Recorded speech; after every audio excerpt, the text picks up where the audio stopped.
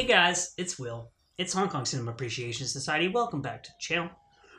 I'm here to talk about something kind of serious today. Very serious, actually, I should say. And I don't typically talk about serious stuff on this channel, largely because I feel as though people don't really need to hear my 2 cents on those things. I don't feel that I have anything particularly insightful to add to the conversation.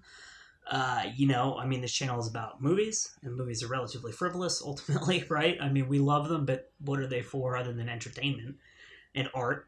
Which isn't to say that art is frivolous, but in the grand scheme of things, what are they other than movies? And so there's been on social media the Stop Asian Hate campaign, which I'm sure you've seen and are familiar with.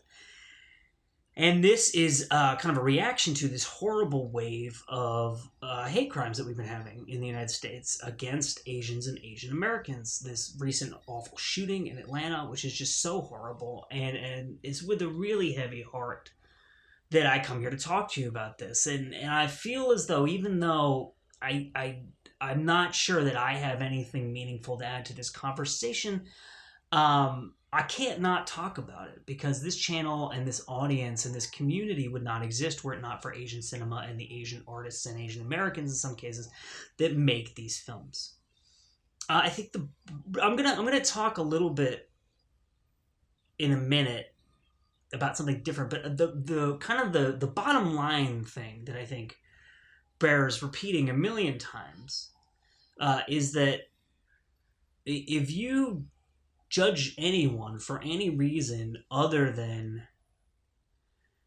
the things they do and or the things they say, then you're very misguided, you're foolish, you're ignorant. There's other ways to say that. Some people might say stupid, moronic, etc., etc.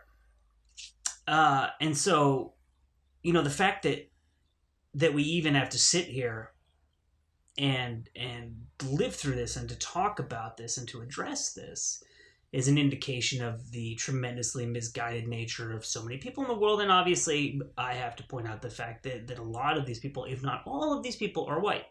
As a white person, I think it falls on us as much as everyone else to point out the fact that white supremacy is kind of the underlying cause behind a lot of these things.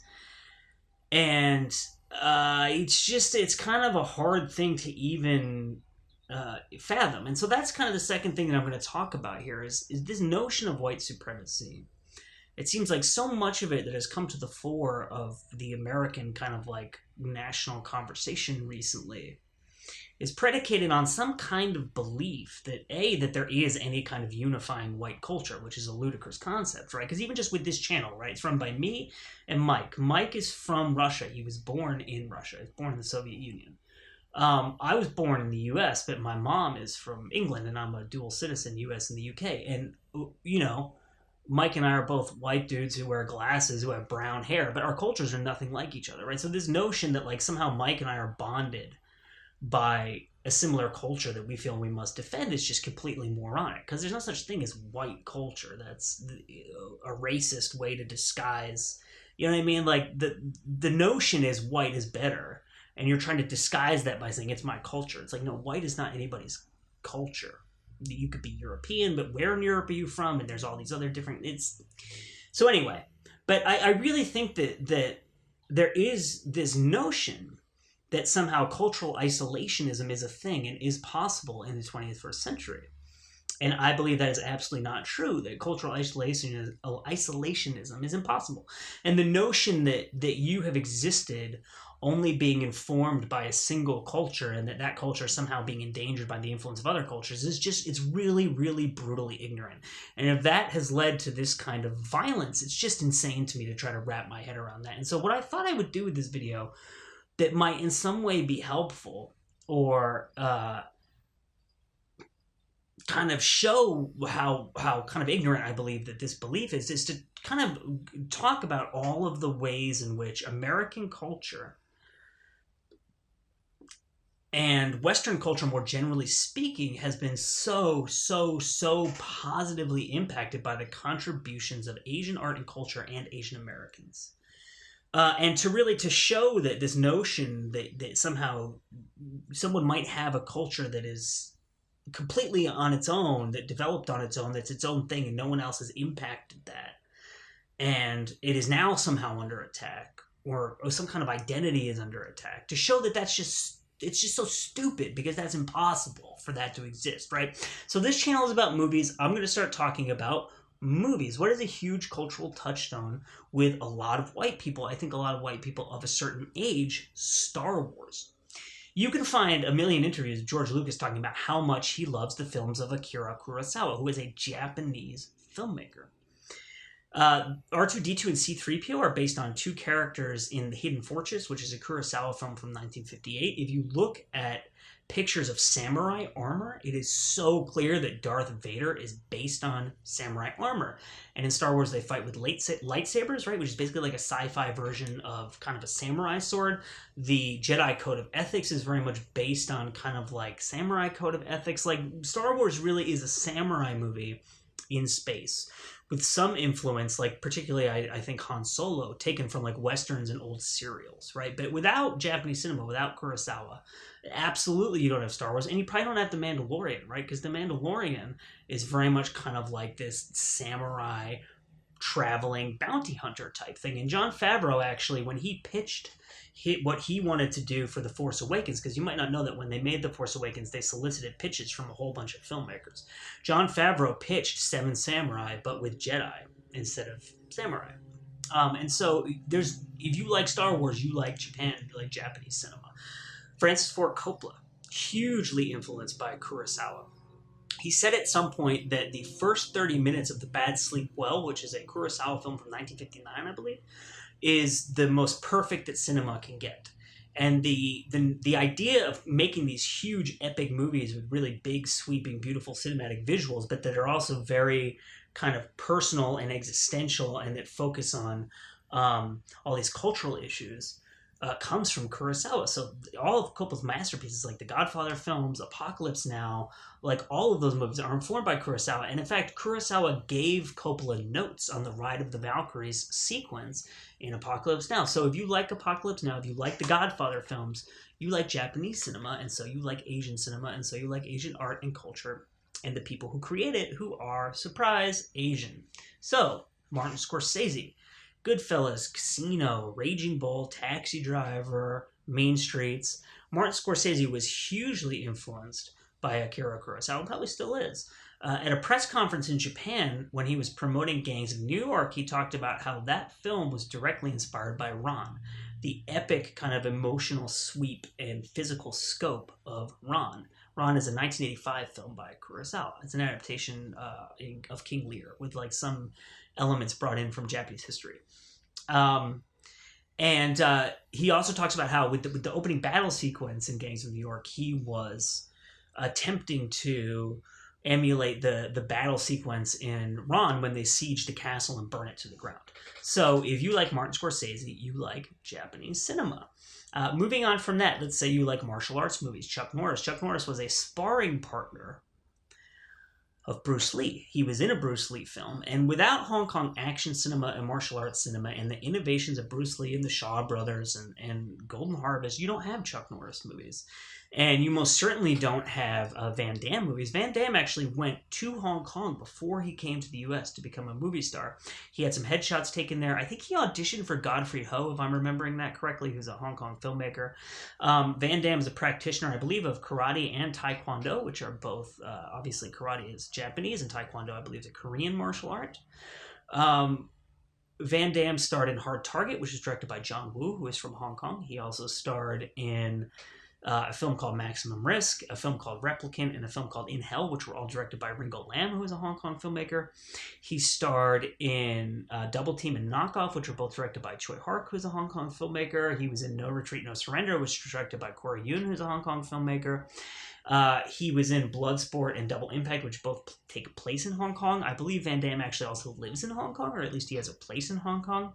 So if you like Van Damme, you like Hong Kong cinema. If you like Steven Seagal, you like Asian culture. Steven Seagal is a practitioner of Aikido. Aikido is a Japanese martial art, which Steven Seagal learned living in Japan. I mean, and this just goes on and on and on. Like, if you like Scott Adkins, I believe Scott Adkins started out doing Taekwondo, and he maybe also does karate, which again are Asian martial arts. Michael Jai White, I believe, is a practitioner of karate, which is a Japanese martial art. If you watch MMA, Brazilian Jiu-Jitsu is huge in MMA, right? Brazilian Jiu-Jitsu is an adaptation of Judo, which is a Japanese martial art. There was a traveling Judo master who was in Brazil and taught some guys Judo, and they adapted that to become Brazilian Jiu-Jitsu. So if you watch MMA, then you like and are positively impacted by Asian culture. I'm just going to check out my list here to make sure I'm not leaving anything off. Dolph Lundgren was a karate champion, actually, I believe. So if you like Rocky movies and all that stuff. And, you know, Sylvester Stallone was hugely inspired by Jackie Chan. If you've seen the film Tango and Cash, the scene in the beginning of that movie where he points the gun at the truck and the truck screeches to a halt and the people fall out of the truck, that scene and those shots are taken directly from Police Story, the Jackie Chan movie. And I would argue that Jackie Chan, along with a few other people like John Woo, again, who's from Hong Kong, and James Cameron, obviously American filmmaker, basically created what is the modern action film. I think you can make a very strong case that Project A is the first modern action film, written and directed by Jackie Chan, released in 1983. 1985, Jackie put out Police Story. I know Terminator had come out by that point, but that's really more of a sci-fi film. So if you're going to talk about the evolution of action cinema, if you watch action movies, you are influenced by Asian cinema. The Matrix, hugely influenced by both Hong Kong cinema and anime. And they actually wanted to make an adaptation of Ghost in the Shell, but they couldn't get the rights to it. And so they wrote their own film, which became The Matrix. That's the Wachowskis. The Wachowskis love Asian cinema. Obviously, they made Speed Racer, right, which is a Japanese cartoon. And, you know, the list just goes on and on and on. John Woo made so many great movies in America. Face Off, Broken Arrow, Wind Talkers, Mission Impossible 2, right? So if you like any of those films, you like Hong Kong cinema. And I think it's really impossible to avoid being a fan of movies. If you don't like, if you're going to say, oh, I don't like Asians, I don't like their contributions to anything, you can't really watch movies. I mean, The Raid 2, you know, and I know that those were directed by Welsh, I believe he's Welsh, Gareth Evans, but he might be English. I mean, those are Indonesian movies, right? So I think that does a good job of covering us for cinema. Oh, and lest we forget, ninjas, if you like American Ninja, right? Or any of those ninja movies. Teenage Mutant Ninja Turtles, ninjas are Japanese. So let's talk about music. I'm a huge fan of music. My favorite band, you might not know this, is Smashing Pumpkins. James Iha, guitar player of the Smashing Pumpkins, is Japanese American. I also really love heavy music. I grew up listening to Van Halen. Eddie Van Halen and Alex Van Halen are half Asian. Their mom is Indonesian. They're Dutch Indonesian. Their father is Dutch. And so they're half Asian. Kirk Hammett of Metallica, one of the greatest metal bands of all time. I love Metallica. Kirk Hammett is half Filipino. His mom is Filipino. The band Death Angel, who's like this really fantastic thrash band. They're one of like the big 8 thrash bands. The entire band is Filipino-American. I believe Karen O of the Yeah Yeah Yeahs is Korean-American. The bass player for Dream Theater is Korean-American. And I mean, you can just go on and on and on. One of my top 5 all-time favorite bands, really, along with Smashing Pumpkins, is Deftones. Chi Cheng, who rest in peace, the original bass player of Deftones, is Chinese-American. And Chino Moreno, who is the vocalist and sometimes guitar player for Deftones, he had a Chinese grandfather, and that's why his name is Chino, because the rest of his family is Latino, and Chino means Chinese in Spanish. So that's how he got his nickname, from his Chinese grandfather. And I mean, it just goes on and on and on. The band Thrice, I believe their guitar player is Asian American. And Linkin Park, Mike Shinoda, right? Shinoda's a Japanese name. I believe he's Japanese American. And Joe Hahn, who is the DJ of Linkin Park, I think he's Korean American. If you're a fan of trivia, Matt Heafy, he is half Japanese. I think his mom is Japanese and his dad is American. And so, I mean, if you listen to metal or rock or any of those types of music, you are being positively influenced by Asians and Asian Americans who have made tremendous contributions to the music culture of the United States. I'm just looking at my list here. Let's talk about video games. If you are my age or younger and of that kind of, you know, prime video game generation of the 80s and 90s and thereafter, Nintendo, Sega, and Sony are all Japanese companies. So you have been influenced by the innovations of the Japanese yet again, right? When Mario Brothers, Legend of Zelda, like Sonic. These are all Japanese games. And if you like video games, maybe you like comic books, maybe you like animation. It would be impossible to totally understand the enormity of the influence that anime and manga have had on Western culture over the past 30 years. I bet you can't find a single sci-fi movie made in that period that was not influenced by Akira. Once Akira was wide released, right? The influence of Akira is impossible to really wrap your brain around. But I think that's true of manga and anime in general as art forms. Hugely influential on so many different mediums. I mean, the Gorillaz, the band, right, informed by anime, so it's crossing the divide of different forms of art and culture. Novels, if you like to read, the first modern novel ever written, it was published previous to 1021. That's like kind of the date that we know that it existed. The Tale of Genji was written in Japan by 2 women. So there you go. If you've ever read a novel, then you have the Japanese to thank for your love of reading novels. And so, this video could go on forever, but hopefully this gives you some indication of how many incredible and profound positive contributions you've had in your life from Asians and Asian Americans in all manner of, if you've ever eaten ramen, right? Momofuku Ando was Taiwanese Japanese, and he created ramen in the wake of World War II to create like an inexpensive food for people who are struggling financially after the war. And everyone in the world who's broke eats that stuff, right? Do you like noodles? Do you like pasta? That comes from Asia. There is kind of an urban legend that Marco Polo picked up pasta in China on his travels around the world and brought it back to Italy. More likely what happened was it came from Asia through the Middle East and then into the Mediterranean, and then it was kind of refined in the process by the Italians, and it became what is now pasta. And I'm just going to read you a list here of things that the Chinese have invented. Now, I know this is a Hong Kong cinema channel, and right now there's a lot of contention between China as a political entity and Hong Kong as a political entity. I am not talking about those things at all. I'm talking about Chinese culture and the history of Chinese culture completely divorced from political parties and affiliations. These are some things that China has contributed to the world over the course of its history. And this is just a few, okay? Paper, toilet paper, tea, I wrote these all down, restaurant menus, gunpowder, the compass, printing, both like woodblock prints and movable typeface, the crossbow, wooden coffins, bells. So they invented bells. If you go to church and you hear church bells, the Chinese invented bells. Bricks, rice, gaslight, oil refinery. So if you drive a car, if you use refined oil, hey, guess what? The Chinese invented that. Paper cups, fireworks, firecrackers, fillings for your teeth, cast iron, the toothbrush, cannons, bombs, guns, somewhat ironically, given the context of this video. And the list honestly just goes on and on and on. Paper currency. If you walk around with money, guess what? The Chinese invented that. It's sometimes kind of hard to find things that the Chinese didn't invent. There's an entire page on Wikipedia devoted to Filipino-American military heroes who won the Purple Heart, the Silver Star, Medal of Honor. You can go and check that out. So if you're a support the troops kind of person, then you owe a lot to the sacrifices Filipino-Americans have made for this country. If you like sports, Eric Spoelstra, who is the coach of the Miami Heat, is Filipino-American. Manny Pacquiao is Filipino. You just go on forever. Jeremy Lin. If you like baseball, Ichiro Suzuki and all the great Japanese and Korean players. I really need to just stop because this video is going to go on forever. Really, though, to reiterate, I'm not trying to equivocate, you like Metallica, you shouldn't murder people.